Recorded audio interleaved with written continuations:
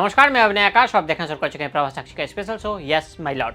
UPSC की याचिका पर पूजा खेड़कर से हाईकोर्ट ने मांगा जवाब। कोचिंग सेंटर में मौतों के मामले में दिल्ली हाईकोर्ट ने सीबीआई से जलभराव का कारण बताने को कहा। गांधी मैदान विस्फोट केस में 4 दोषियों की मौत की सजा उम्र कैद में तब्दील। केजरीवाल 170 दिन बाद जेल से बाहर। शराब नीति से जुड़े सीबीआई केस में सुप्रीम कोर्ट से मिली जमानत। व्यास जी के तहखाने की छत पर नमाज रोकने से कोर्ट का इनकार। ये थे इस सप्ताह की कानूनी दुनिया से जुड़ी मुख्य खबरें। अब विस्तार से।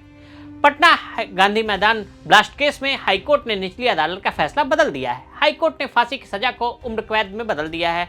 4 दोषी हैदर अली, मुजिबुल्लाह, नुमान और इम्तियाज की फांसी को 30 साल के कारावास में बदल दिया गया। न्यायमूर्ति आशुतोष कुमार और जितेंद्र कुमार की खंडपीठ ने राष्ट्रीय अन्वेषण अभियान यानी एनआईए की विशेष अदालत द्वारा 2 अन्य दोषियों उमर और फैजुद्दीन को सुनाई गई आजीवन कारावास की सजा को बरकरार रखा है। आपको बता दें कि अक्टूबर 2021 में एनआईए की विशेष अदालत ने इस मामले में कुल 9 लोगों को दोषी ठहराया था, जिसमें से 4 को मृत्युदंड, 2 को आजीवन कारावास और 2 को 10 साल की कैद और 1 को 7 साल की जेल की सजा, एक अन्य को 7 साल की जेल की सजा सुनाई गई थी, जबकि एक आरोपी को साक्ष्य के अभाव में बरी कर दिया गया था।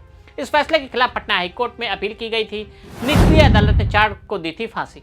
पटना हाईकोर्ट ने निचली अदालत के फैसले को पलट दिया है। जिन 4 लोगों को फांसी की सजा दी गई थी, उनकी फांसी की सजा उम्र कैद में बदल दी गई है। आशुतोष कुमार और जितेंद्र कुमार की खंडपीठ ने 63 पन्नों के अपने आदेश में मृत्युदंड की सजा पाए आरोपी इम्तियाज आलम, हैदर अली, नुमान अंसारी और मुजिबुल्लाह अंसारी के बारे में कहा कि इनके लिए 30 वर्ष का कारावास पर्याप्त होगा और न्याय के उद्देश्य को पूरा करेगा। आलम अली, मुजिबुल्लाह अंसारी जुलाई 2013 के बोधगया सीरियल बम धमाके मामले में भी आजीवन कारावास की सजा काट रहे हैं। हाईकोर्ट ने फैसला पलटते हुए क्या कहा?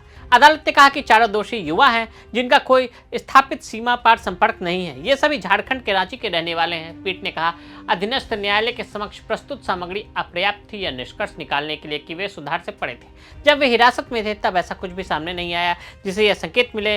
उन्होंने जांचकर्ताओं के लिए मुश्किलें पैदा की। मानव बम से उड़ाने की साजिश। मास्टरमाइंड हैदर अली और मुजिबुल्लाह को ब्लास्ट का मास्टरमाइंड बताया जाता है। पूछताछ के दौरान उसने अपना जुर्म कबूल कर लिया था।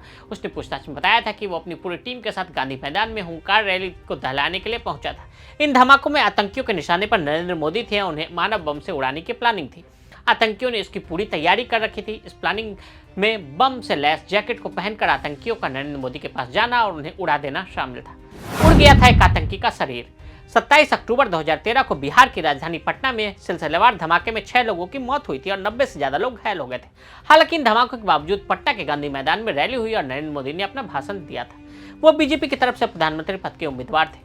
गांधी मैदान में जिस वक्त यह धमाके हुए उस दौरान पुलिस ने इसे छोटा विस्फोट बताया, लेकिन सच यह था कि धमाके में एक आतंकी का शरीर ही उड़ गया था। बताया जाता है कि मानव बम का इस्तेमाल वर्तमान पीएम नरेंद्र मोदी के वाहन को उड़ाने के लिए किया जाना था, लेकिन गलती से वह पटना जंक्शन के शौचालय में फट गया। इस धमाके में गांधी मैदान व पटना रेल थाने में मामला दर्ज किया गया था। बाद में इस केस को एनआईए को सौंपा गया था।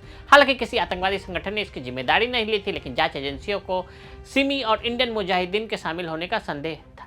तो आज हमने आपको पीएम मोदी की रैली में बम धमाके के आरोपियों की सजा उम्र कैद में तब्दील होने के बारे में बताया। आज के लिए इजाजत। कानूनी दुनिया से जुड़ी ऐसी ही खबरों के लिए देखते रहें प्रभास साक्षी का special episode yes my Lord.